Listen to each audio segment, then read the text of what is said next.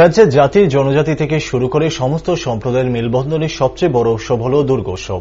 শনিবার মহাসপ্তমী শুরু হয়। প্রতিটি মন্দিরে চলছে মায়ের প্রাণ প্রতিষ্ঠার কাজ। ঠিক সেই সঙ্গে গরিব দুস্থদের হাতে তুলে দেওয়া হচ্ছে পুজোর নতুন জামা কাপড়।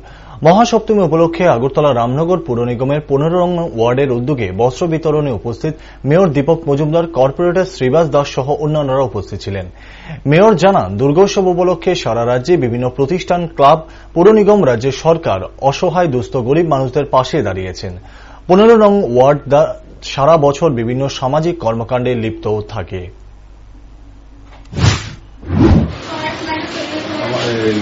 শারদীয় উৎসব উপলক্ষে সারা রাজ্যে বিভিন্ন প্রান্তে এবং আগরতলা শহরেও বিভিন্ন জায়গায় বিভিন্ন স্বেচ্ছাসেবী সংগঠন, সরকার এবং পৌর নিগমের মাননীয় কর্পোরেটররা সউদ্যোগে তারা এই উৎসবে সকলকে সামিল করার জন্য আনন্দ উৎসবে বস্ত্র দান বা বস্ত্র উপহার দেওয়া হচ্ছে।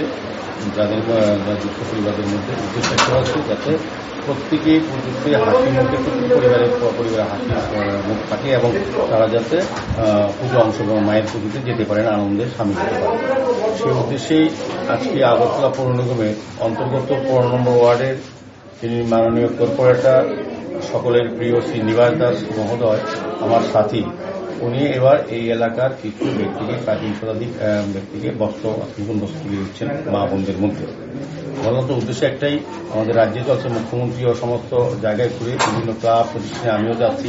নিবাসের শুধু পুজো উপলক্ষে না, সারা বছরই উনি সামাজিক কাজ করতেন। এই এলাকার মানুষের সুখ দুঃখের সঙ্গে যাকে সবচেয়ে বেশি পাওয়া যায় আমাদের কর্পোরেটরের মধ্যে, উনি হচ্ছেন নিবাস দাস।